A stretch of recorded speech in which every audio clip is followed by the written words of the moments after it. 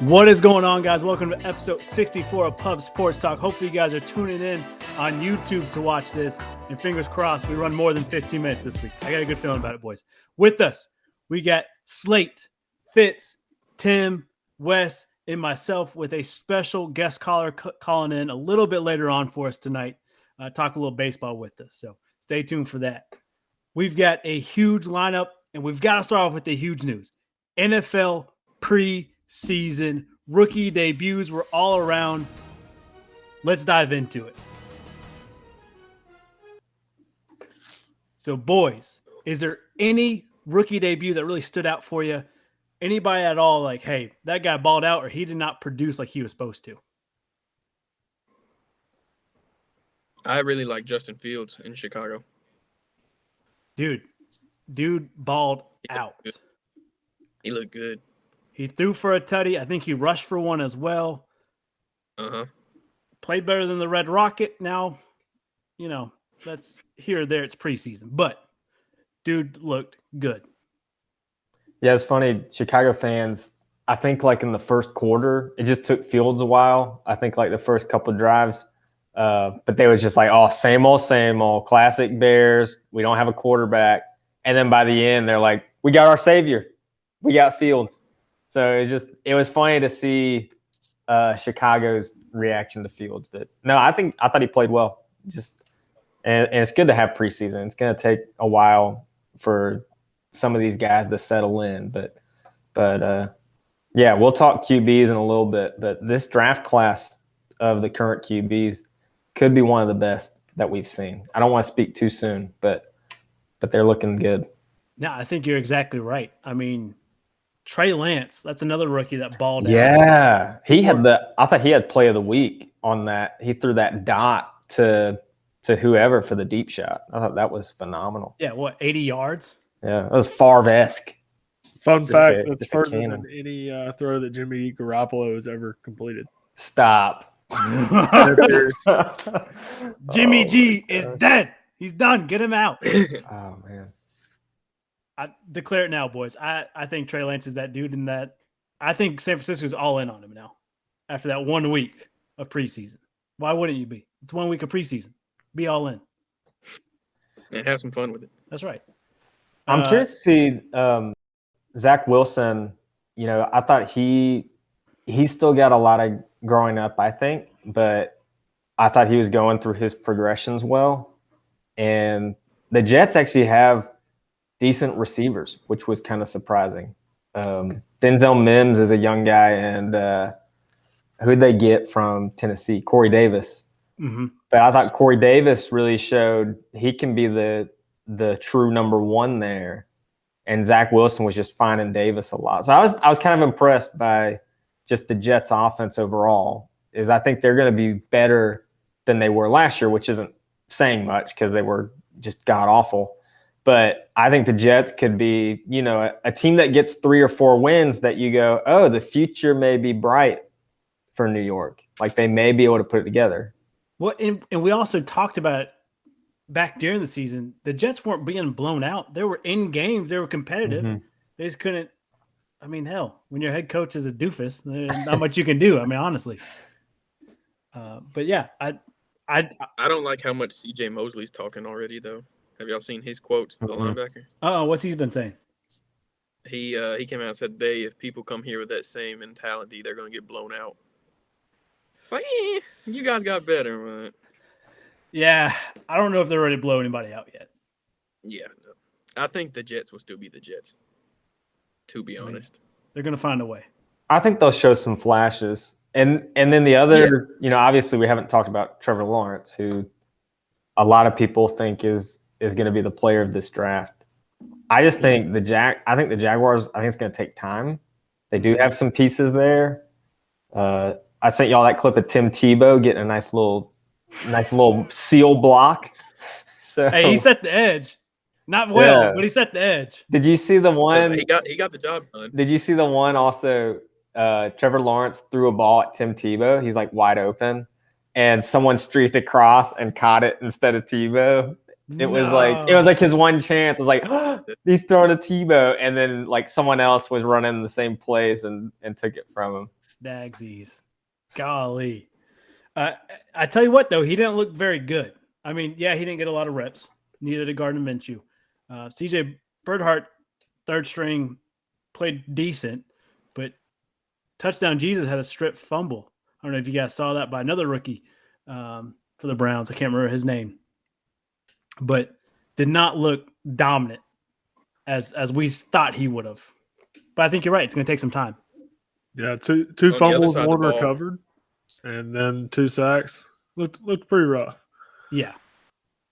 But for the Browns defense, JOK looked really good. Dude. Jeremiah Owusu-Koramoah. Like a beast. We've got a Steelers fan, Bengals fan, and a Ravens fan on here.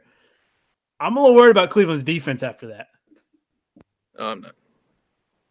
Well, I worry about Trevor Lawrence. Is it going to be a situation like Joe Burrow, where because you're the number 1 pick, you go to a team that has the worst offensive line, and like it's just like protect this guy. Like if you protect Trevor Lawrence, he's going to be able to perform well. But it's already like it's almost, I don't want to say it's lowered his ceiling, but it's just made the climb a lot harder. Like there's a lot that they have to do. Same with Joe Burrow is, I think arguably one of the best quarterbacks the game's ever seen.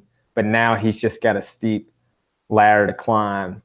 And again, interesting. We're going to talk quarterbacks at some point, and really, quarterback draft classes, which QB draft class will be at the prime of their career, should be at the prime of their career. And thinking about like Andrew Luck and, RG3 is another one. That draft class really should be like, I think they could produce an MVP this season because they're just at the peak of their powers. So I don't know, I don't want to digress too much, but just those early picks going to a team that doesn't have an O-line, it's a little dangerous. It can be a little worrisome. So I hope touchdown Jesus. I hope they improve and he's able to have a good career, but you're just a little cautious. Pastor Fitz, you're talking to the choir here. You're preaching to me. All right. I think, he's got to get that O-line fixed. Otherwise, hate to say it, but that ACL is not going to be good. Anybody who did not look good to you guys, I know we talked about touchdown Jesus. Anybody else that was like, not off to a hot start? Because I got one. Not off the top of my head. Tim, you're not going to like it. Motor City, Dan Campbell can't manage the damn clock. Jake Fromm beat him. Come on, Jake Fromm.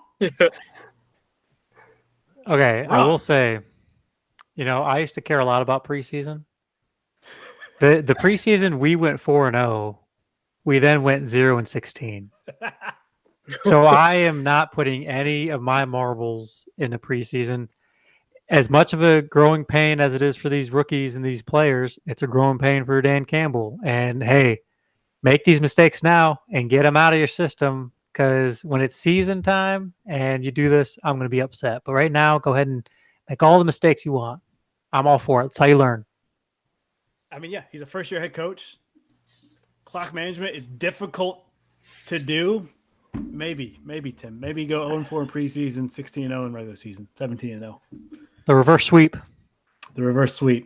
I tell you what, Slate, I don't know the stat. I sent it to you. Ravens haven't lost a preseason game in a long haul. They are the kings of the preseason. Well, like Tim says, it doesn't necessarily translate very well.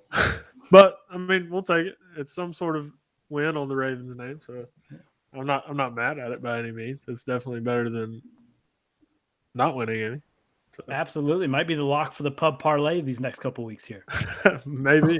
Ravens preseason. Hammer down on them. Never know. Tebow, we talked about Tebow. Had that. If you guys haven't seen that block, go watch it. He blocks like a quarterback, but he's learned to play tight end. Got the job done. We'll see if he I think he'll make the team just based off his name and the history with Urban Meyer. But we'll see if he gets that one touchdown for the season or not. He cannot make the team. I think he will. You don't like it, but he will. I think he will just off of the money. I don't think. They know his jersey. So. Yeah, I don't think it's like if you let Tebow play showing what he did. Not like, I didn't look at any of the routes or anything like that, but the blocking, you're going to kill Trevor. You're going to kill him. Like he's dead if you let Tebow on this team. Like that just shows you how you can get manhandled on the line if you have no experience actually blocking. He's going to get Joe Burrowed. He might, and I don't wish that on curses on people. I don't wish that on anybody, but like seriously, how bad does that reflect on the organization if they allow that? Like if I was Trevor Lawrence and they allowed that and like they let Tebow on the team, any play I'm dropping back or scrambling and he's blocking, I'm just gonna fall to the ground because it's better than getting hurt. I'm Really? dumping that shit off immediately. Yeah. It's got to be quick game stuff. It really has to. Oh, man. I think he'll make the team, but I don't think that means he's going to play. See, I think they're going to have Tebow packages, 4 tickets, 4 jersey sales, 4 money. Oh, yeah. I think he'll get a touchdown. I still think that bet's safe, but God knows he can't block.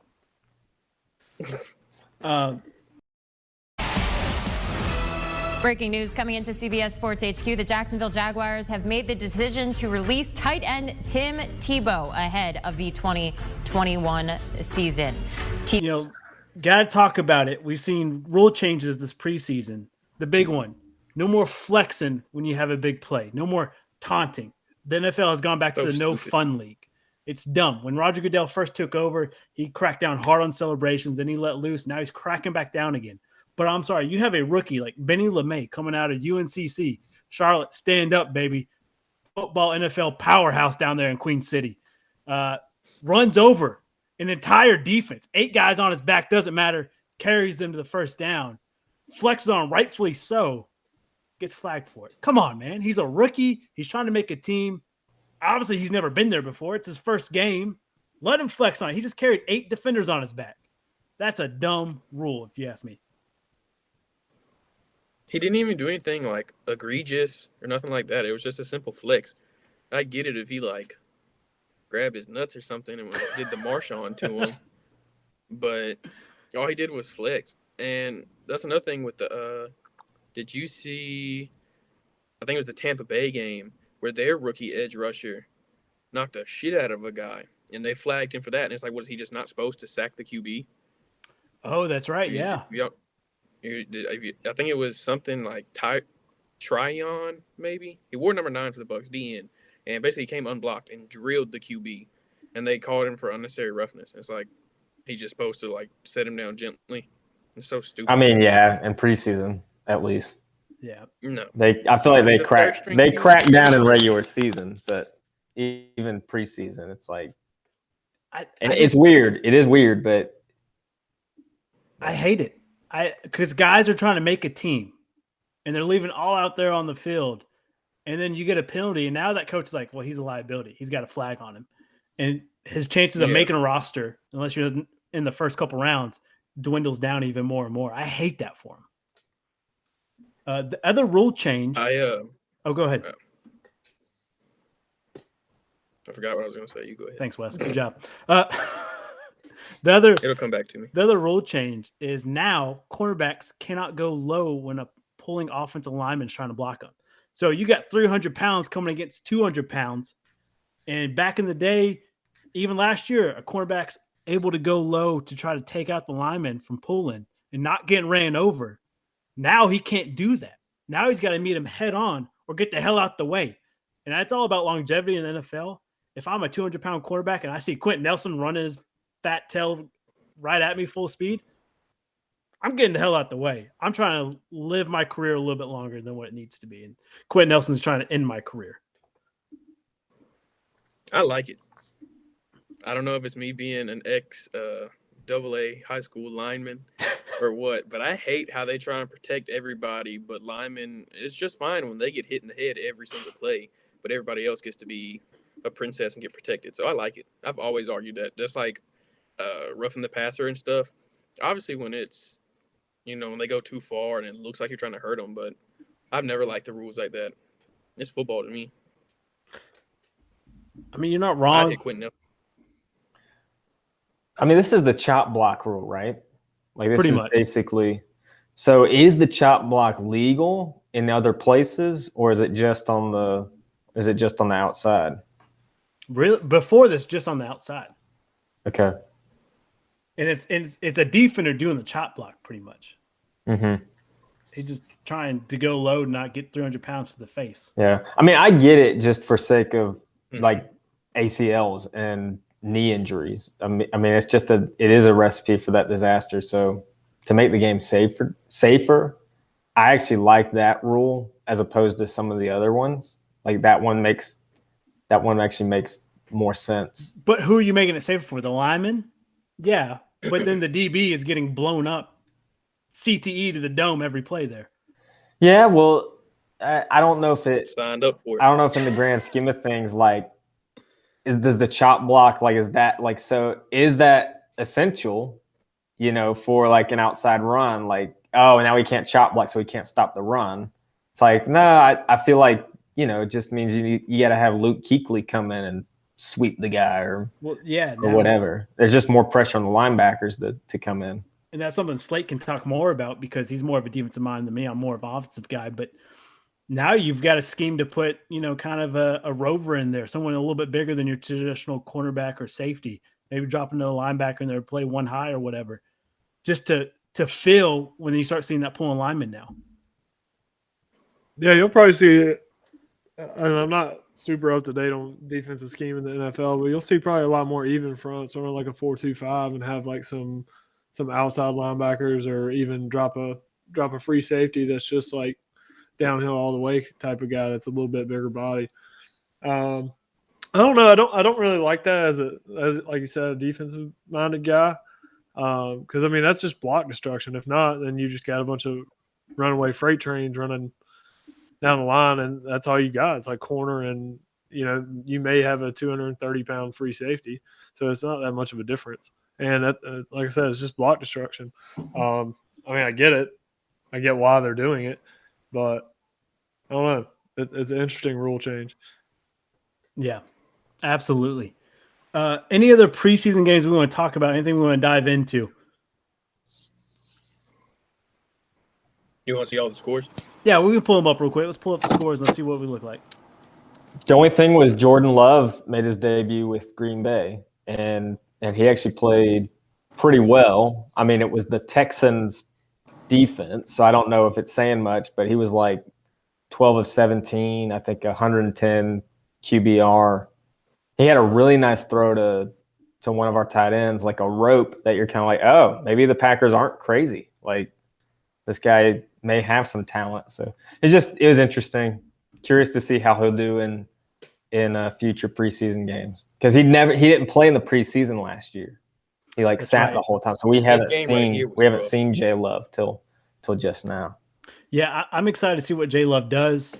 He had a year to sit under Rodgers, who's arguably one of the greatest quarterbacks of his generation. So obviously things are not going to end well for Aaron Rodgers in Green Bay, I don't think, after this season, but we'll see. Been wrong before. So seeing Jay Love shine in there, I know you're loving it. I don't know if love might be too strong a word, but it reserves some judgment that I have for Brian Goot. But also, reason not to bet on preseason games. The Texans missed a field goal, and the refs called it good, and then they just never reviewed it. They were just like, oh, whatever. And the announcers, he kicked it, and they were like, oh, and it's to the right. Oh wait, it's good. And it's on YouTube. It's a kick that clearly missed, and they called it good, and they didn't even review it. So I'm like, yeah, I'm not betting. No one put preseason on the parlay. That is just that's stupid. Me and Wes are 4-0 in preseason. Okay, I don't know. That's just weird. We'll keep it rolling. We're preseason wizards, baby. I guess all in on the Ravens. Oh yeah. I'll never bet for the Ravens. Looking at it, Drew Lock looked really good for the Broncos. Teddy Bridgewater did not look very good. Looking like Drew Lock's going to secure that job possibly, but got another preseason game to kind of iron those details out of things. Any other game that really sticks to us? The Vikings Broncos game was bad. Just sloppy. Yeah, the Drew Lock looked like a man on a mission with the starters. KJ Oh, Hamler who did the Broncos draft this year? Corner. Pat Surtain had a pick 6 on like their second drive. Yeah, Yeah, that was pretty yeah. sick. But KJ Hamler at one point had like 2 catches for like Deshaun Jackson. He had 2 catches for like 120 or something, 2 touchdowns. Yeah.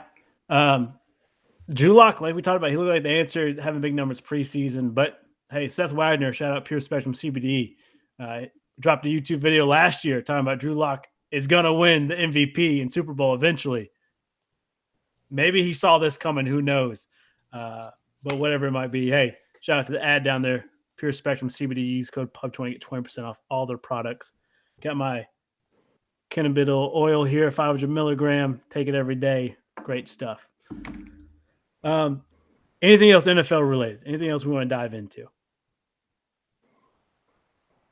You ready to talk fantasy? Hey, let's do it. Let's talk a little fantasy football here, boys. All Draft right. is coming up in 2 weeks, so we gotta be prepared. And Fitz, you're gonna help us get prepared. Yeah, and I've got a little method to my madness. I wanna do this at least the 3 key positions for fantasy with running back and then quarterback and then wide receiver. And I even have mapped out when is the prime years to take a player, because if you take a rookie running back, I don't know if that's always the best strategy. They usually rate some of the rookies higher, but some of them don't even top 1,000 yards rushing. So I've been trying to figure out, okay, when is that prime number? And I think I've kind of moneyballed it and tried to figure out that for all the positions.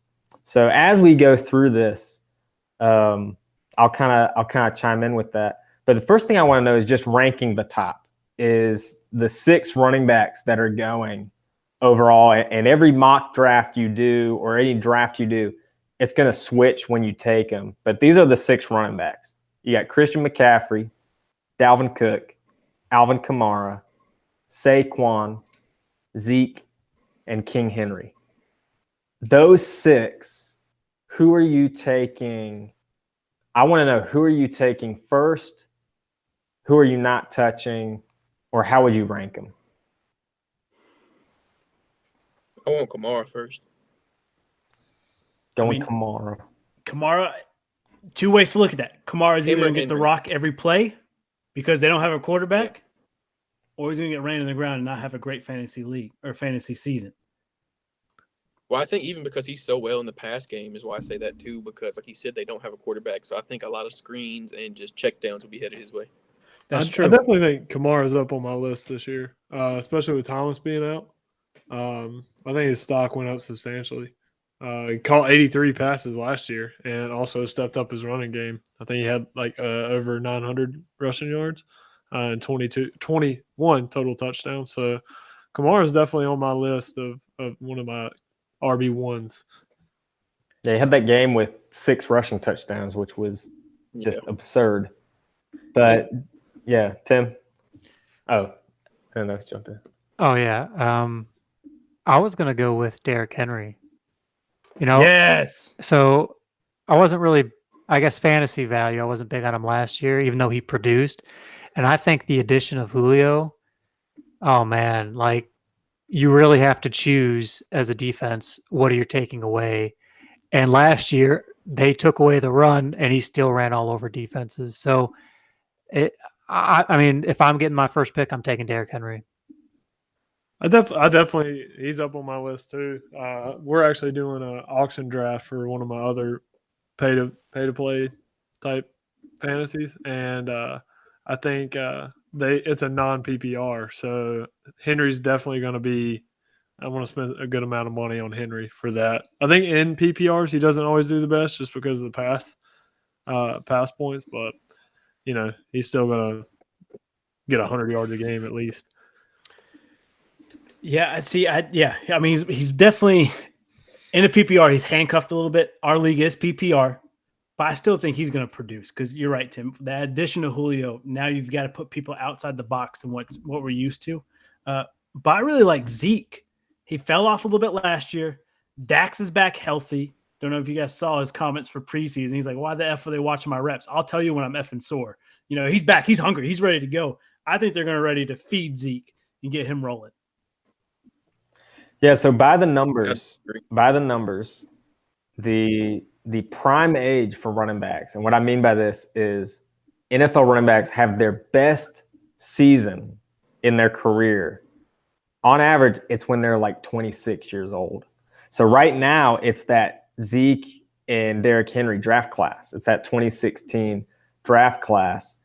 But also right behind them is the 2017 running back draft class. And that's just loaded with CMC, Cook, Kamara, and you even throw in Joe Mixon, Fournette, Aaron Jones. So those guys are all kind of like to watch. Like they are a majority of those guys are going to have the best statistical season of their career. It's going to be Joe, baby. Joe knows it's him. So I like Henry and Zeke for that reason. I don't think you can go wrong with them. But also, I mean, it's just the running backs right now are phenomenal. And I think it could be just a run-heavy season overall, as I think you could see a lot of high running back numbers. So the only one in there who isn't quite there yet is Saquon. And Saquon being hurt last year, this will be his fourth season. I just don't know if I feel comfortable with Saquon yet. Like Saquon for me, if he drops to me at like the 6th pick, I feel good. But I'm not taking Saquon top 3. I'm not either. I take him over Zeke. Easy. That one's over Zeke as well. That one's a toss-up. I'd take Zeke personally. I would too. Saquon. I think both of them are risky because I think with the injuries last year, you've got load management, and I think Barkley's going to be a second half player in fantasy. They're going to start him off slow, and he's going to be that player like when we're talking going to the playoffs. That's probably when he's going to get all his workload in.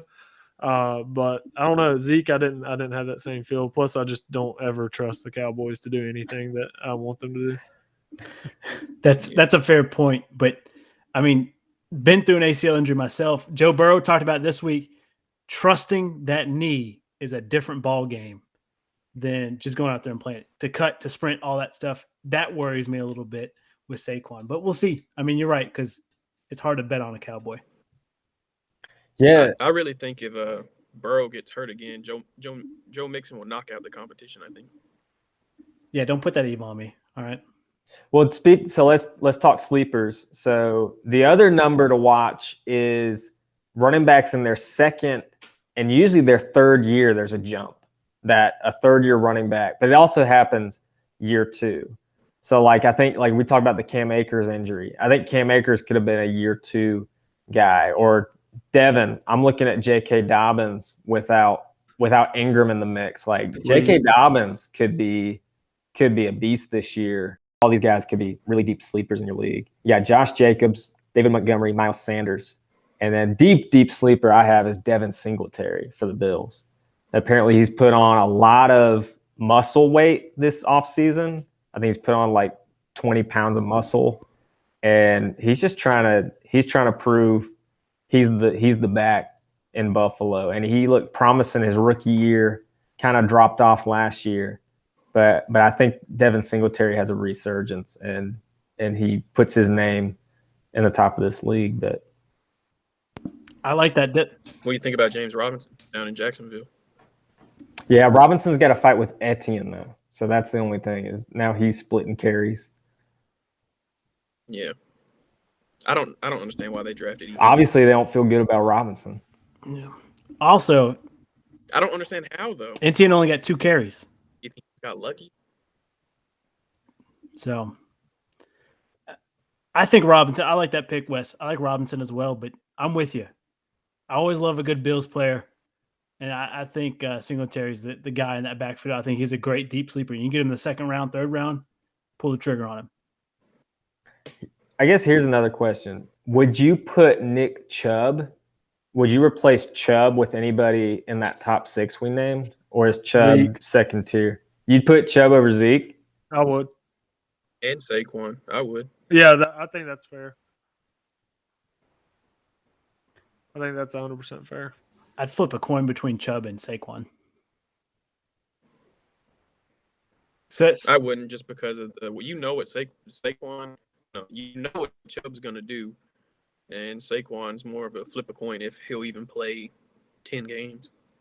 yeah, I mean, it sounds like as a panel here, the bottom three of that six, Zeke, or bottom two really fighting for that top six is Zeke, Chubb, and Saquon. It seems like those three, maybe a gamble there for everybody. No, I mean, I'm taking Zeke. Yeah. And I'm gonna have to be careful when I drop this episode because I draft Sunday. I'm taking Zeke. I'm locked in. I got pick number 6, and I'm just like, drop to me, baby. I'm like, we eating this season. People will take quarterbacks. They're going to take CM23. They're going to take, Julio. He'll drop to you. I think that's safe. Yeah. What other fantasy questions you got for us? We're going to shift. We're going to jump to quarterbacks. So I want to ask, which 4 quarterbacks this season do you think will be in the MVP conversation? And it may, I think at first glance it's like, oh, duh, it's always the same quarterbacks every year. But I think there's a little more thought to it. So I'm just curious what y'all think. You got to go with Jared Goff. I mean, the Lions are out to win the Super Bowl this year, right, Tim? That's right. Don't forget it. Yeah. Heard it here Hey, first. Ladies and gentlemen, that is Andrew Hey. Price, one of our day one listeners. Andrew, thanks for hopping on with us. He called in. What's up, he's talking guys? a little fantasy and baseball with us. What's up, Pub Nation? Long-time listener. Thanks for How hopping we on, doing? Andrew. Oh, shut up, Jeff. Andrew's a little staticky right now. Oh, really? Yeah. Let me see if I can fix that. Day one listener can have nice things, though. That's what we're getting. Beauty and struggle. Who did Andrew name as MVP? Goff. Goff, oh my lord. Jared Goff. He knows. Jared Goff. Okay, well let me give you the money ball numbers for these. Okay, so there's 2 schools of thought. You can have, oh my gosh, Andrew. It's like just static, straight static. All right, I'm taking the earphones off. Yeah, sometimes the Apple headphones suck. I don't know why. Really? Well, I can't find the AirPods. This is the only stuff I could find, so Okay. last second. We're speaking broke. I got you. All right, 2 schools of thought. The quarterback age, it can either be in like the 26 to 27 years old, or they can be a little bit older, like 32 or 33 years old. But those are when quarterbacks tend to have like an MVP type season. So we're looking at like, for the younger side, it's like the Dak Prescott draft class. It's like Dak, Carson Wentz, Jared Goff, who we just mentioned. And then I guess just under that would be Jameis Winston, that he's also in that window, which is kind of weird. Like Jameis was, Heisman winner, one of the great quarterbacks. He may have an opportunity, not saying he's going to be an MVP, but Jameis could have one of his best seasons if he gets the chance. We'll come back to it. Does Tana thrill? Does he meet that qualification? Okay, so he's in the next window. So like the 32 to 33 range, that's the Andrew Luck draft class. So it's like Andrew Luck, if he was still in the league, maybe we're talking Super Bowl champion this year. But, Tannehill was that 2012 class. Russell Wilson, Nick Foles, Kirk Cousins. Like this could be a Kirk Cousins season as well. Not that I think he'll be MVP, but Kirk could have a really good year. Some weapons in Minnesota, obviously, really good offense. And then the only other ones you've got Cam Newton. He's in that 33 age range. And then Tyrod Taylor, who's the backup in Houston. So whatever happens to Deshaun, it's just keep an eye on Tyrod. But just kind of with those names, I don't know if any of those ring MVP candidate. For me, I see Dak Prescott, I see Russell Wilson, and I think those guys could be in the conversation. Fitz, That you forgot the scares me. most So do we important have the picks from the ones 33-year-old. you named? Is Stafford 33? Yes, and I he's thought he was a little taking the bit MVP. older. I'm telling you guys, he is finally out of the the dark shadow of Detroit, and he is going to succeed. And you guys are going to be like, "Oh my God, where's Stafford been this whole season? This is incredible." He's going to be amazing, and this is it. This is time to shine. He's winning MVP this year, and I cannot wait for it. You're right. He is 33. He was the 2009 draft class, so he must have been young for He's a that young draft gun. class. Yeah. Man, if he wins MVP, though, he's probably going into the Hall as a Ram. So, Wow. Okay, Andrew, you just had to just do that too. Okay, cool. I'll remember that. I'll remember that. Bryce, I'm here for that take.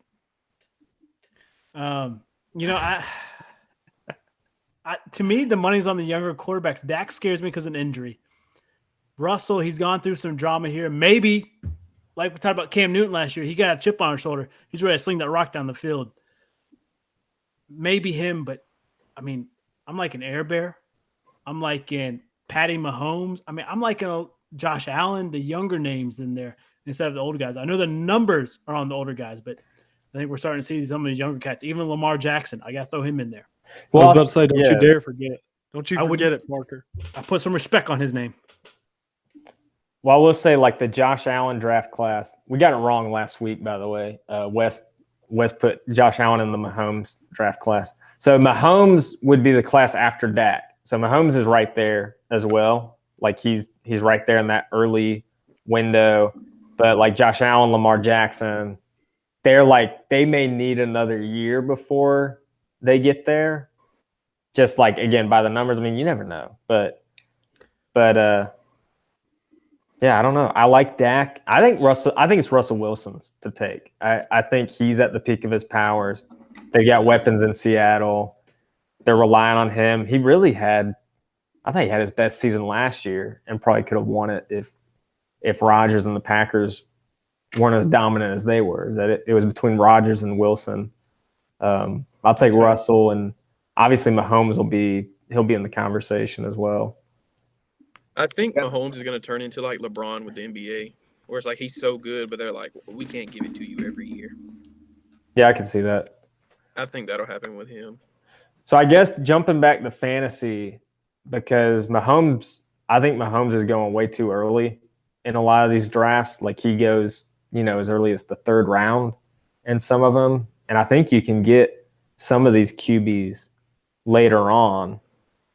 But I guess if you're trying to snag a QB late, who's your guy? Like if you're trying to get value at quarterback but not pull the trigger early, like who's your guy? I'm going to give you guys a really late one I've been seeing is at least a backup quarterback available at the very end.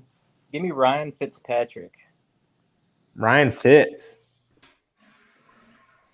These are not the names that I thought. I did not think Big Ben or Fitzpatrick would be the names here. If he's starting in Washington, he's throwing it about 55 times a game. So that's my rationale. He might throw 3 or 4 picks, but just take those deductions where they come. Who do you think are some guys that would be there in the later rounds then? Like who do you take? Well, I think Dak could actually be there pretty late. I think Dak could be there like 6th or 7th round. I think that's the time to take a quarterback is like 6th round. And usually like the top ones will go like Kyler Murray will go, Josh Allen will go, Mahomes will all be gone, but Dak will be there. Let me pull up my list. Mayfield, Baker, yeah. Baker will be there. Yeah, Baker will be there late. You can probably get Baker like 10th round. like not even lying. Justin Herbert, he could be a sneaky pick. He's a little unproven. He had a great rookie year, but you just want to be cautious with second-year quarterbacks, I think. Kirk Cousins is he's on my list. Like, I think Kirk could have one of his best seasons, like a 4,000-yard, 30-touchdown season. And he'll be kind of late. I'm not saying the Vikings will be good, but offensively, you got Justin Jefferson, Adam Thielen, Dalvin Cook. That's a scary offense. Good, but yeah. All right, I'm gonna let you down that island like Daniel Jones Island. All right, you like that? Vanilla Vic. Yeah. The only other one is I want Cam in my league. I want to take Cam with one of my late picks, just because you never know. You don't know if it could be Cam's year. This is going to be the make or break year. Either he's balling out, having one hell of a field day, putting up fantasy points left and right, or Cam Newton of last season, he just doesn't understand the Belichick offense, which I think all the odds were against Cam last year. He came in late, no real offseason training. He was coming back from an injury. Everything was stacked against him going into a complicated offense with a full season, full offseason. I like that pick a lot, Fitz. If he falls to you and it's late around, go for it. Pull the trigger on him. What else we got? Anything else? Stafford falling late. Oh, Stafford too. Yeah, you're absolutely right, Price. Iron Yep. Man of football. Yep. Better team around him than he's ever had, or at least since he had Calvin. I'm telling you guys, this is his year. Yeah. It's here. I think it's sold. Plus, fans are fighting over him. I don't know if you guys saw the video. 4 against 1, throwing fist out there in a golf shirt. I love it. I saw that. Gotta love LA fans. Jeez. Well, let's shift from quarterback to receiver and hit the receiver position. And really, I just want to know which receiver has a breakout year. I think we saw it with DK Metcalf last year. He was a late pick, and really wide receivers every year, kind of the main guys are put really high up, but you can always take a top receiver in like a later round, like 4th, 5th, 6th round. Stephon Diggs was a late draft pick last year in fantasy leagues. DK Metcalf was like a 6th round steal last year. So I want to know like who's on the radar with that. And again, the number to look for is year 3 and year 4 for wide receivers. So if you're looking year 3, the 2019 draft class, it'd be DK Metcalf, Marquise Brown for the Ravens, AJ Brown. Again, some of these guys are already emerging, but they can really take the reins in year 3 and just go, yeah, I'm the best in the league. That's basically what I'm saying. Deebo Samuel, Terry McLaurin would kind of round out the 3rd-year receivers. That scary Terry. I think he takes it, and he's been talked about, but he hasn't quite taken it yet. And I think he takes that leap this year. And then the year 4 receivers, so it's the 2018 draft class. You got Calvin Ridley with no Julio. So Ridley, it's kind of his for the taking. Cortland Sutton, DJ Moore of the Panthers, and a guy we talked about last week, James Washington. That if James Washington goes somewhere, he's kind of right at the time where I can emerge as kind of a star receiver. So who is going to have a breakout receiving year? I actually had 2, one being DJ Moore. I think he had a little bit of a regression in 2020 from 2019, but still respectable stats. I think the biggest thing for him is the touchdowns. I think he's only had 10 career touchdowns, I want to say. That sounds right. So I think that's kind of the only thing holding him back. And then obviously got to go a little bit homegrown here. Marquise Brown for the Ravens. He's always been Lamar's security blanket. And I think he excels on those shorter routes, and he's pretty much uncoverable in those short yardage situations. So could be something. Hopefully we have a receiver that has a breakout year. As you guys have heard me on the pod, Ravens aren't typically known for their wide receivers. So, a little bit of hope, glimmering hope. I think AJ Brown will have a really good year because the double team will be on Julio. I think that'll just make it easier for him. Like you said, he's one of the guys that's already proven he's really good, and he'll just solidify it this year, I think. Yeah, he's kind of the 3rd choice out there. You got Julio, King Henry, and then Brown over there. I mean, that's a good pick too. I don't know. I'm torn, man. This is tough. Wide receivers is tough. It's always hit or miss. And DJ Moore scares me because who's throwing him the ball again? Sam Darnold. Thank you. Somebody I've been keeping my eye on is Robbie Anderson. Ooh. He got a new quarterback that he has a little bit of experience working with. Not saying he's anything impressive, but he's going to have a few more balls thrown his way, I think, and in a PPR format with Matt Rule's offense. I don't know. Okay. Not saying he's gonna be good on the If field. Deontay Johnson can cut back on the drops, I think he can have a really good year. I don't know. There's just too many mouths to feed in Pittsburgh. Like I don't really Yeah. want any. It's the same reason I don't want any Cowboys receiver. Like CeeDee Lamb could be really, really good this year, but fantasy wise, it's like, all right, they got Cooper, they got Michael Gallup. It's kind of like the same problem. And Tampa's another one. It's like Tampa Bay, you got Mike Evans, Godwin, Scotty. Antonio Brown, and either Tyler Johnson. It's like Brady's going to spread the ball out. No, the guy I've got Allen Robinson for Chicago. I think with a rookie Justin Fields, it may take a year. Like Justin may need to kind of come to his own, but I don't know. Robinson just gets open. He's proven to be one of the best route runners in the league, and Mitch just couldn't find him. So, like Robinson's had great numbers, but I think with Fields, I actually think there's a better chance Robinson has a good year. But he's just one I think he could drop. He could be there really late and could be a pretty safe pick because he'll get 1,000 yards and like at least 6 touchdowns this season. So yeah, I don't hate it. Sleeper. My sleeper this year is going to be Keenan Allen. Now, I feel like the last couple seasons he is very consistent. Especially last season, he kind of blew up. He's the clear number 1 for the Chargers. And I think if Herbert continues to progress, I think he's going to consistently get you points each week. So I don't see a lot of people talking about him. He's not like the pretty pick, but I think Keenan Allen's going to bring in a lot of points this year. I like that pick a lot. Keenan Allen, dude, one of the best route runners I've ever seen. He's good. I think Henry Ruggs has a chance. Blazing speed. Raiders is kind of a hard place to bet on. Yeah, if we've seen anything, leaving those draft picks, like the GMs are leaving that Raiders organization. I don't know. I'm worried. Yeah. And then I got a question for Tim, really, with the doctor. 2 guys who were hurt last year that are going late in fantasy drafts. They're going like 9th round late. Kenny Galladay for the New York Giants and Odell Beckham, ODB, are both going late. So I think I'm just wondering with Odell Beckham, he's the number 1 in Cleveland, is he not? I mean, I guess. I mean, or would it be Jarvis? See, I think Jarvis is number 1. But is OBJ going to be ready? I mean, that's the big question.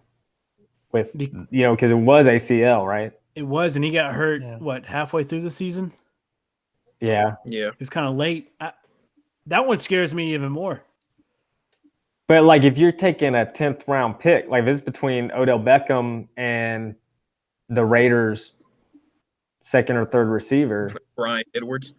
Yeah. If it's like, I'm just saying Odell is it's a high risk, high reward, I think. Like he could not play, or it could be like, oh shit, Odell's back. like he could be comeback player of the year. So I don't know, it's just a thought. Yeah. Same with Kenny Galladay. Kenny Galladay, before last season getting hurt, he was the end zone machine. Yeah. And now he's got, I mean, it's Daniel Jones throwing the ball, but there's really no one else in New York. So he could get a lot of action too.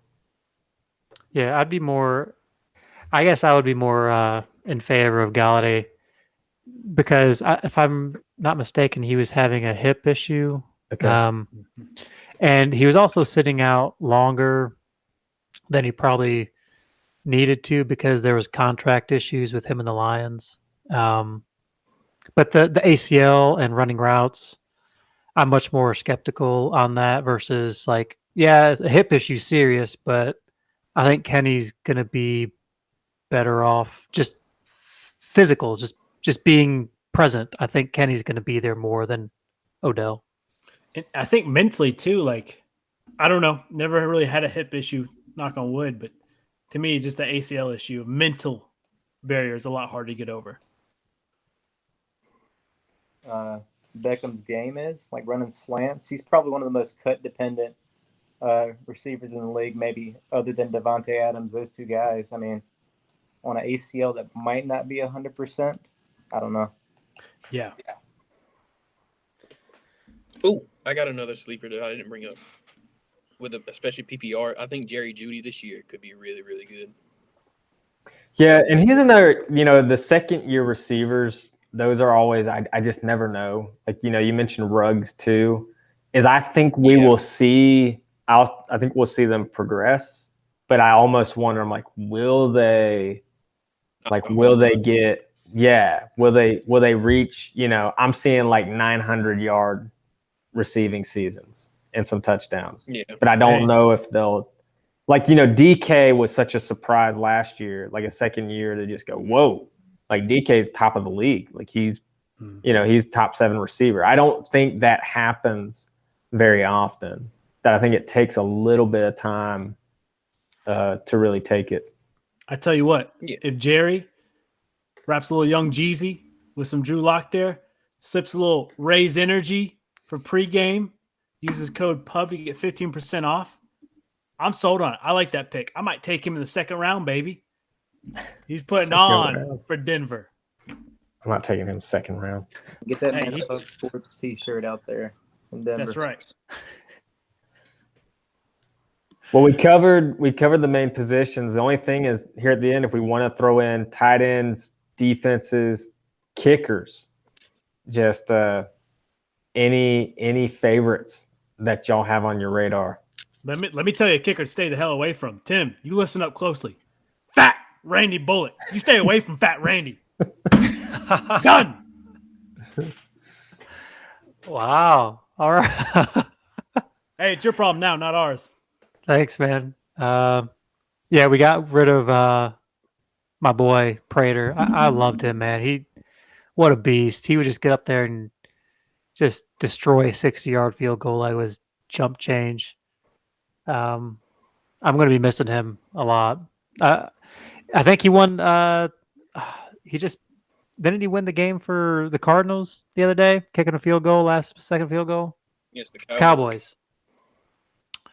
Yeah, I mean, that's my boy. If you're looking for consistent points out of a kicker, you got to go with Prater. I'd bet on Chris Boswell. What about Rodrigo Blankenship for the Colts?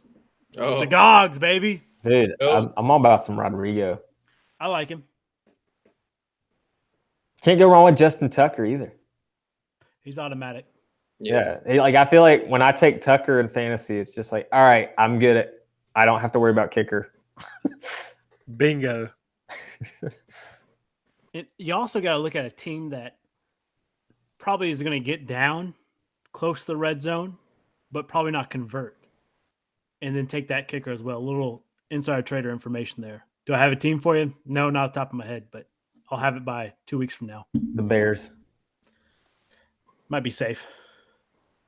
Actually, I don't know. I like Justin Fields.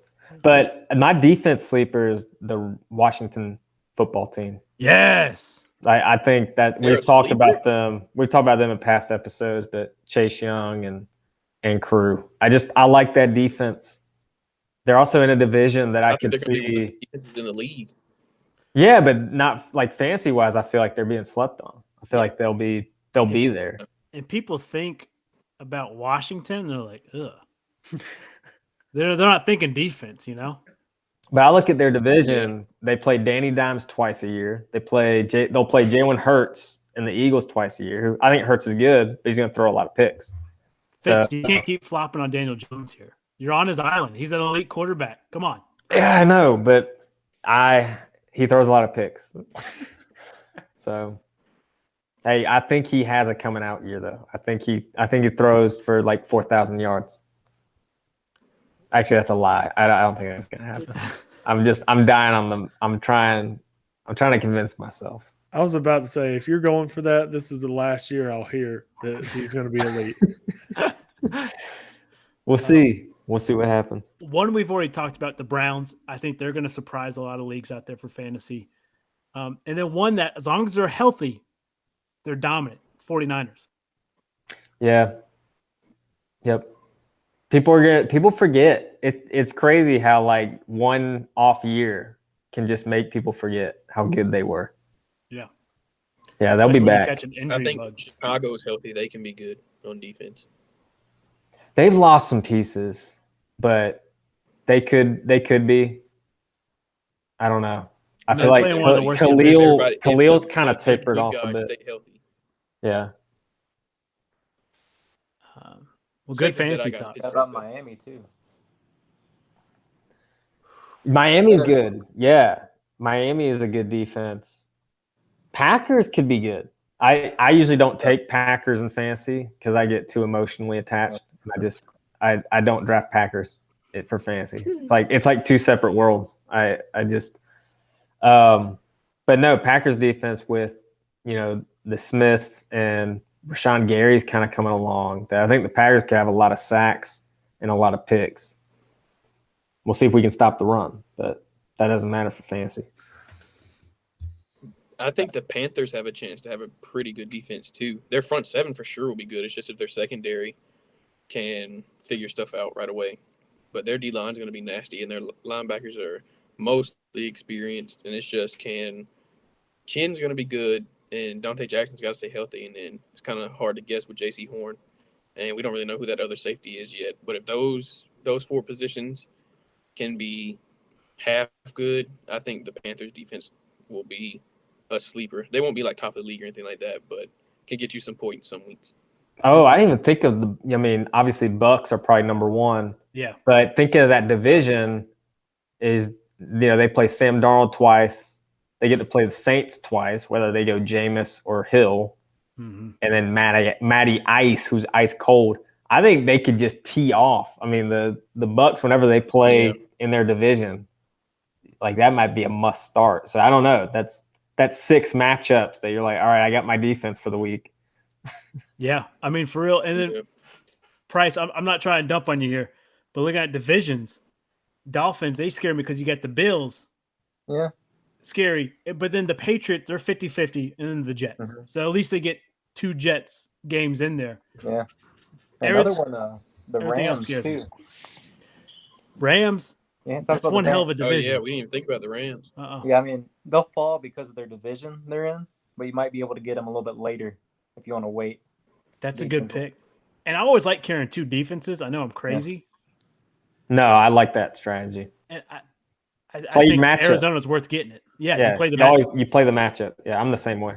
Yeah. Great fantasy football talk, boys. Really loved it. I can't wait. We're drafting in 2 weeks. Go ahead. You can Venmo me or Ryan Richardson. $5 entry. Winner gets the whole pot. Second place gets a prize pack from me, Pure Spectrum, Rays, and for the Score Sports, or from us, I should say, not me. Don't worry, we don't get any money off it. Winner gets the entire pot. So unless we win the league, we get nothing. We're doing it all for you listeners. You can follow us on our social medias, Wes. I think you got that graphic pulled up for us. DM us on Twitter, Instagram, YouTube, whatever. Hit us up, and we will get you signed up for that league yet. One more week, and then we're sending out invites and get you ready. Price is in that league. He's excited. He's ready to go. All of us dudes are in the league. We're excited to go, and we're going to get after it. I'm excited. Price, you're a big baseball guy. Love baseball. Yeah, man. You played a little bit, right? Yeah, I played a little bit of D3 ball before I transferred up to App to work with the strength conditioning up there for their baseball guys. But good deal. Yeah, that was my thing. Baseball is my favorite sport. Perfect. Slate will have somebody to talk to here. I'm excited. Finally. Yeah. Let's talk about MLB. I've got to get to the big headline.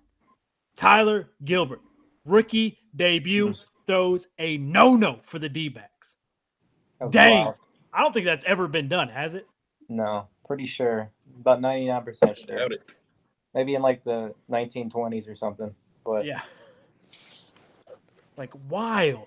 I'm excited for that young man. I saw a lot of people tweeting out about him. Like he got called up. This is his time. I'm like, okay, sure. And then he throws the no-no. I'm like, well, these people damn know baseball. They know it better than me. So my favorite part about that was Ken Rosenthal tweeted like 3 hours before, or not tweeted, but made a statement 3 hours before. It was like, with the sticky stuff rules, the year of the no-hitter is pretty much going to be no more. And then 3 hours later, he goes out there and does another no-no. So that's pretty awesome. I'm pretty sure that guy was just like a mid-level prospect, and they just brought him in to fill in for a couple starts, and then he did that. So Yeah, he Took his got opportunity. brought up to get tanked and then throws a no hitter. yeah, You give him the key to the state of Arizona. Records are absolutely awful this year too. If anybody's checked in, Yeah, so let's go ahead and talk about like current standings, MLB. Where are we looking at? What news we get here, boys? Well, I think the biggest news was the Field of Dreams game. oh yeah, That game was awesome. It's the first. It's the biggest viewership in 16 years of any regular season contest for Major League Baseball, and it was an absolute show. I can't remember how many home runs they had. I want to say like 5 or 6 home runs between the two teams, and then Tim Anderson Giancarlo Stanton hits a home run to go up in the top of the ninth, and then Tim Anderson comes and hits a bomb in the ninth to walk it off. I mean, it was just an awesome game. Dude, the MLB. Tim Anderson's the best player in baseball. You're not wrong. He showed it the other night. That intro was electric. The whole thing was set up perfectly. It was beautiful. Fitz, I know it's one of your favorite movies. And it All time. Just amazing. And I hope they do this every year because I think it was the most watched baseball game in 16 ever. years, I think. Yeah. Yeah, it's crazy. Which, Everybody I knew was watching it. yeah. I mean, I was in New York and I was like, babe, I gotta hold on. Give me 5 minutes. Let me watch this real quick. Just because it's so electric. It was awesome to watch. I hope the NFL does this. NHL's already doing the pond series, the outdoor series. I hope we see more thinking outside the box for these pro sports. I love it. Shout out. 7. Wow. That's one of those. You pay for the whole seat, but you only need the edge because you're up and down the entire game. That's a pricey ticket. If anybody looked up the cheapest ticket there, I think it's like $5,000. That's it, huh? Oh, Good Lord. Yeah, that's the cheapest. That's sitting in the corner behind the pole. So, Hey, to say you're there though, yeah. Was it like the first time they've ever done it? Mm-hmm. Oh, cool. Wes still hasn't seen Field of Dreams, so. didn't do his homework. I didn't watch that other movie you told me to watch either. I don't even know. Well, Field of Dreams is better than Angels in the Outfield. Like Angels in the Outfield is like Disney, but that's not even in the same yeah, conversation. he hasn't seen either of them. So Oh, sheesh. Anything They else? already slated it for next year as well. Yeah. What teams we got? Do we know? I'm sure it'll be the same. I'm sure it'll be Yankees, White Sox. Okay. I mean, that I'm makes not sense. 100% on that though. Mm-hmm. I think eventually they'll expand it, but I mean, it makes sense to go back-to-back years. Mm-hmm. I feel like the White Sox will always host it or will be one of the featured teams. Just because that's the story is the 8 men out, the Black Sox. Yeah. What other MLB stuff we got? Anything else? Playoffs are coming around pretty soon. Yep. It's gonna be. I think a lot of people are going with the Dodgers again, but it really could be wide open. I think with the news on Mookie, I think obviously one player doesn't dictate the success, but I mean without Mookie Betts, who's one of the best baseball players right now, I mean that's gonna be tough. That's a key player going down. Get the Trevor Bauer stuff going on too. Yeah, Bauer. It That's definitely helped that they got Scherzer and Turner.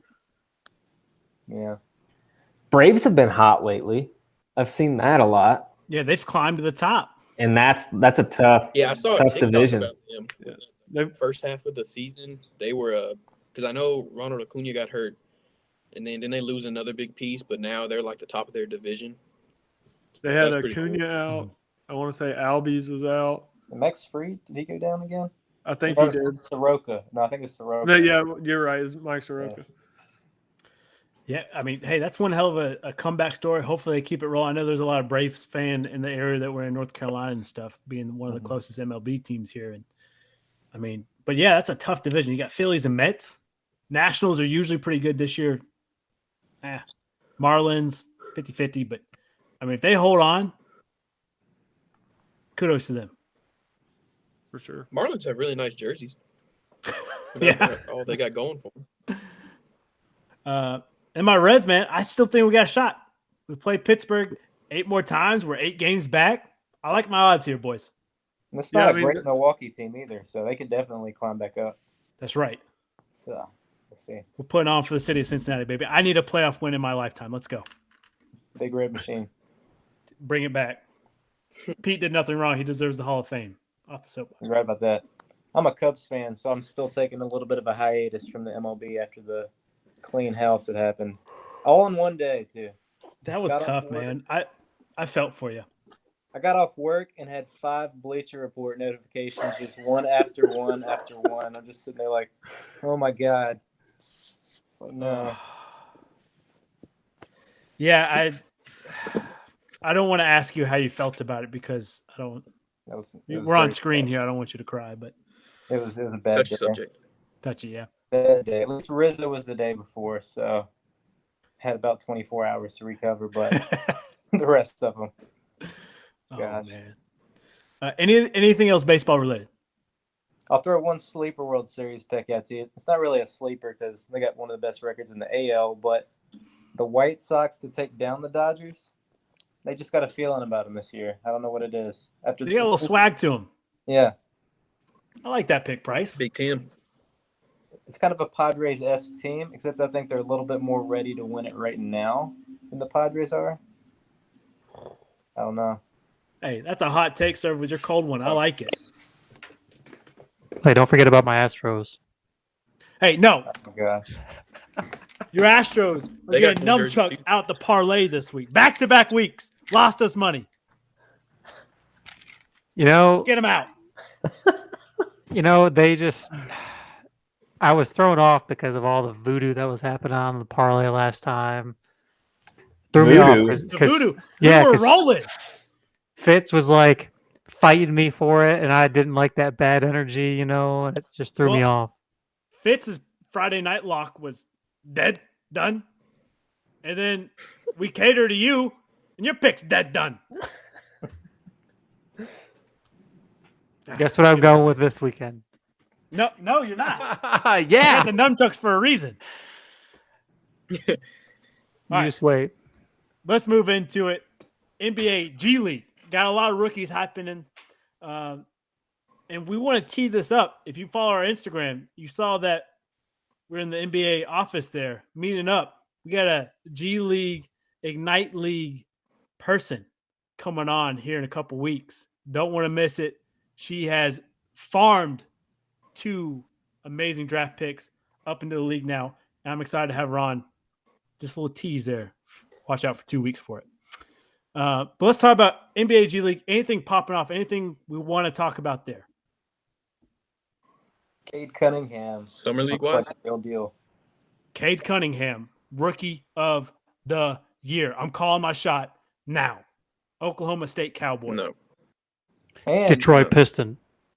And not to throw any steam on Tim's Pistons at all, but the Luke Garza pick is a sneaky good pick too.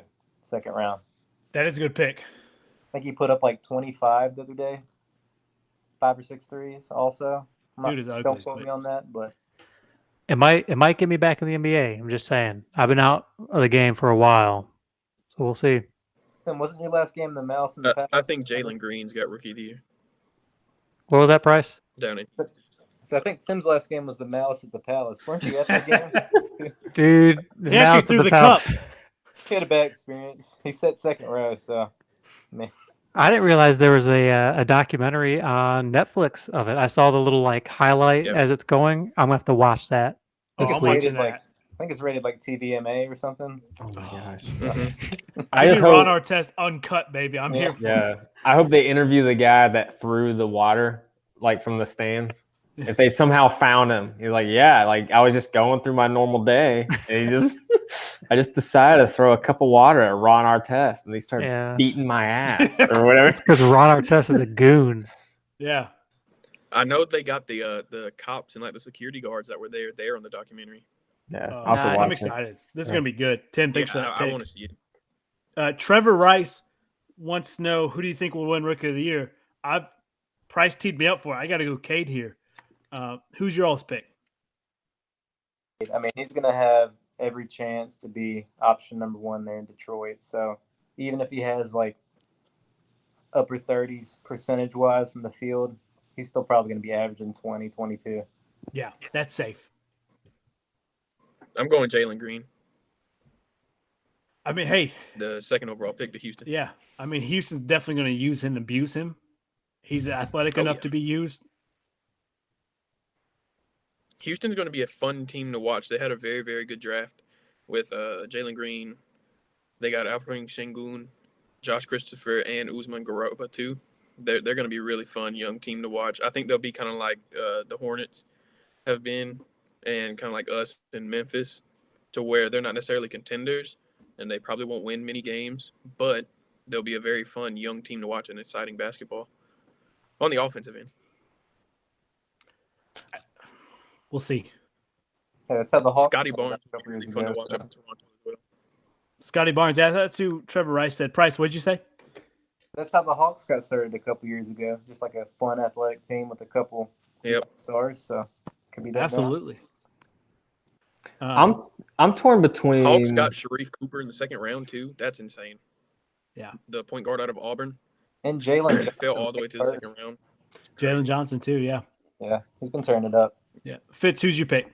I'm torn between the Warriors got Moses Moody, who I was really high on out of Arkansas, and then the Cavaliers got Evan Mobley from USC. I thought of in terms of bigs, I thought Evan Mobley was one of the best big men in college basketball.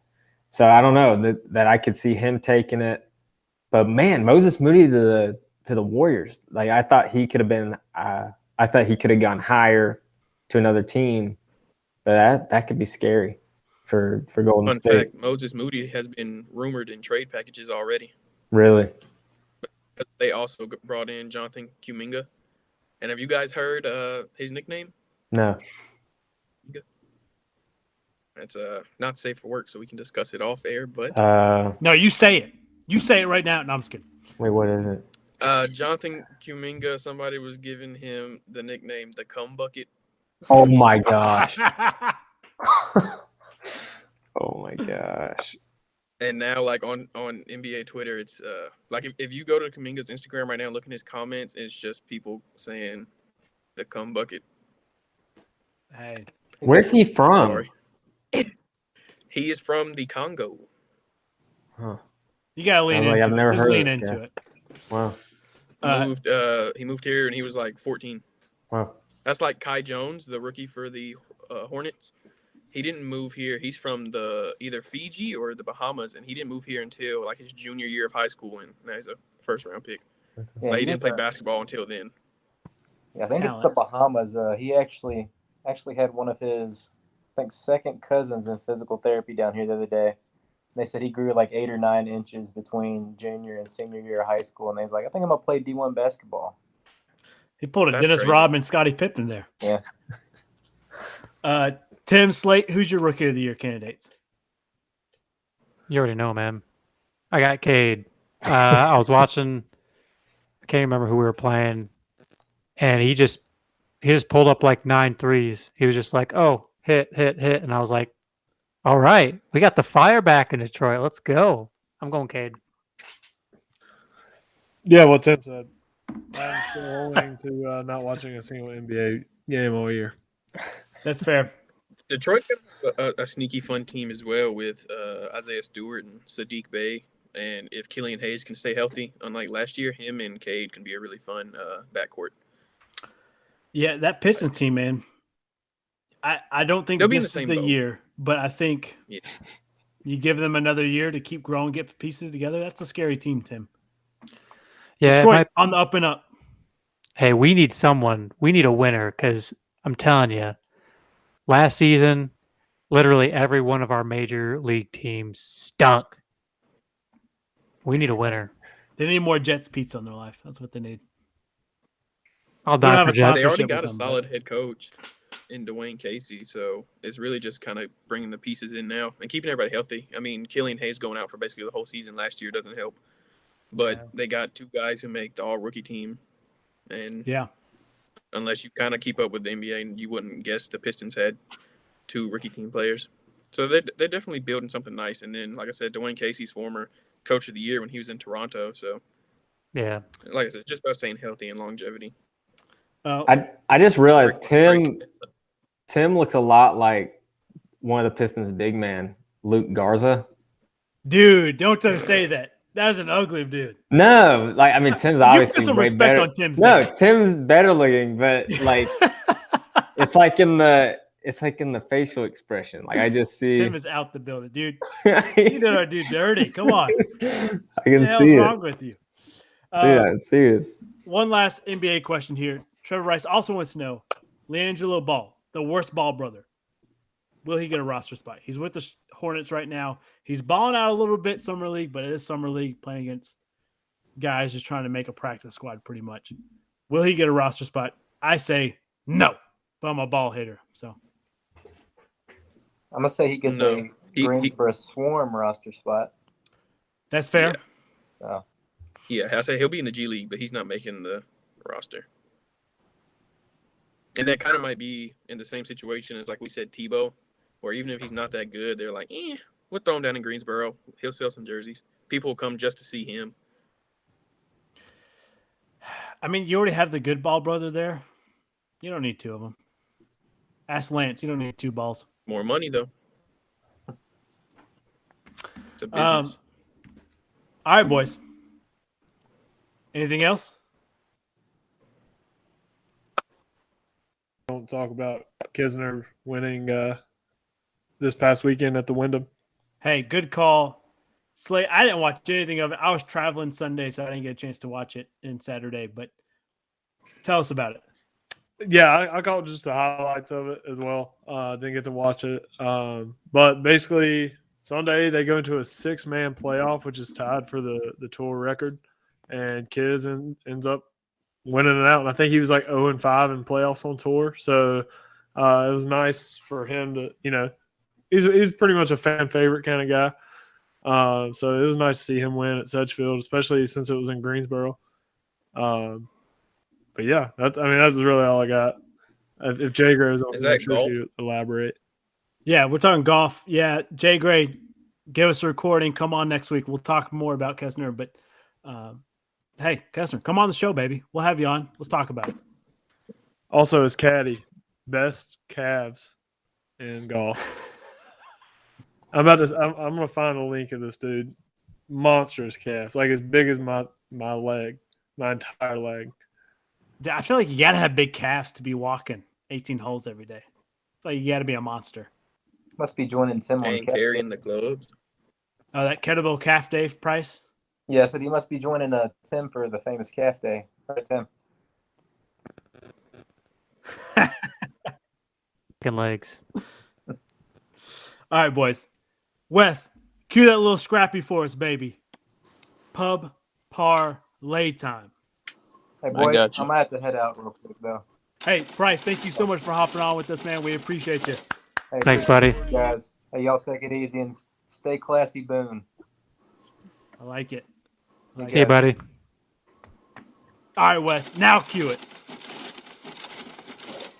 Money in the bank. Shout out what you drink. I got money in the bank. Shout out what you drink. I got money in You like how I chopped it up last week? Yeah, last week, editing was on fuego. Good job. Pub parlay, boys. Who are we taking? What's our picks here? We were so close last week, Tim. So close, Tim. So close. All right, everyone take it seriously. I feel like I need to just start making like bold predictions because I keep making these safe bets and we're like, we're almost there. We're almost there. And then it just doesn't pan out. So maybe we just need to all get really risky here. We're getting wild. I think we're going to get a little nutty. There's no rules. And with that being said, I'm going to take the Nationals over the Brewers this Saturday. Nationals under 500 team, Brewers hot baseball team. I just have a feeling those odds are going to be pretty high. And I don't know. I just had a little feeling. I'm going to take the Nats over the Brewers this Saturday. Oh, I like it. All right, so we're doing a baseball pick. Let's make it Saturday. oh gosh. Okay, I got to change my game plan. You already know who I'm going with. Steelers over Lions.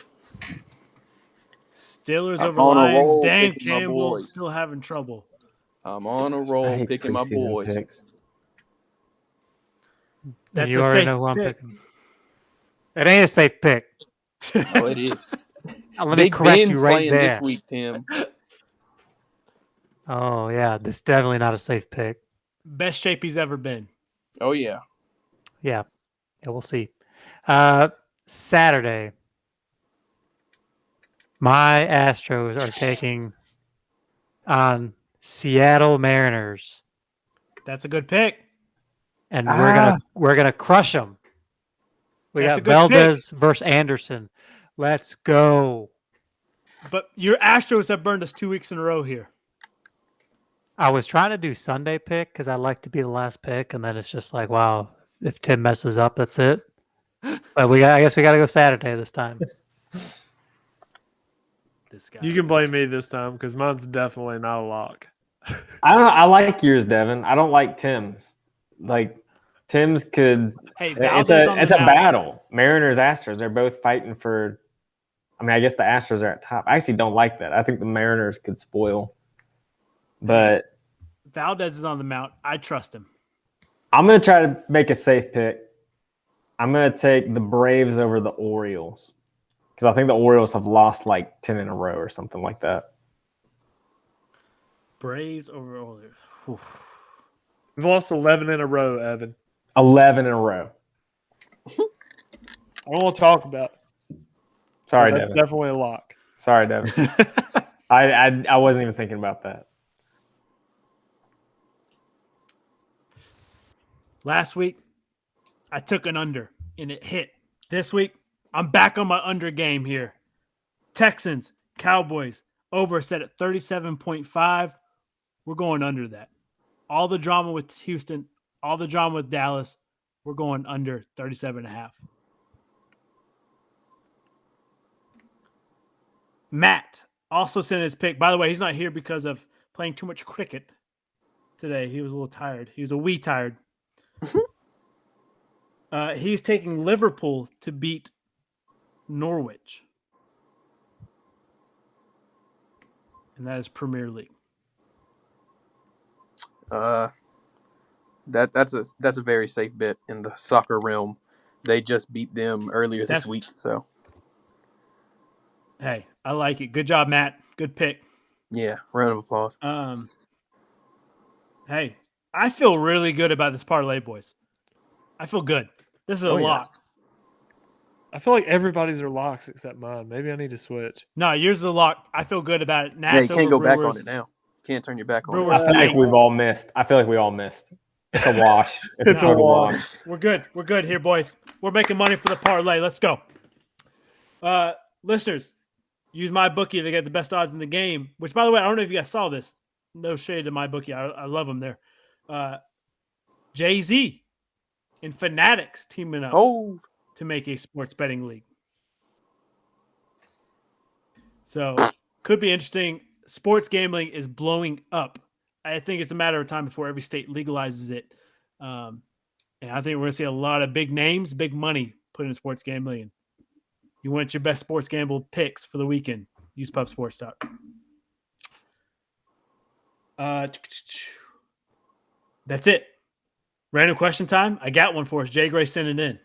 Let it rip, Tater Chip. All right. Jay Gray just went to a Charlotte Knights game, a little minor league baseball. She wants to know if your favorite team could switch names, what would it be? Because the Charlotte Knights switched to the safety cones for a night because all the construction and traffic going on in Charlotte. Oh my gosh. That's actually hilarious. Right. That's pretty good. I thought, Jay Gray and me thought it was pretty funny. So if your sports team could pick any nickname, what would that nickname be? The is a good Packers question. is so fitting. Yeah, that's how I am with I the don't think you Steelers. could- Like, Honestly, I thought about this a while back. I think it would be cool, like for the night. So we'll catch a little bit of the end of MLB. Starting up of the NFL. If like the Ravens and the Orioles switched uniforms, like you go like O's colors for the Ravens and then Ravens colors for the O's. That's cool. I like that. I like that. Yeah, that's easy. They're both birds. That's Yeah. really easy. Yeah, I like that. And like everybody in Baltimore is already going to have one or the other, more than likely. So it works out. And you talk about jersey sales, that'd be crazy. I'd buy 10 minimum. That's really cool. I like that idea. I'm gonna change. If I had to change the Packers name, which is just a crime, that shouldn't be allowed. But I guess if it was for the night, I feel like it has to be the Green Bay Cheeseheads. that's exactly what I was thinking. I feel like that's what it'd have to be.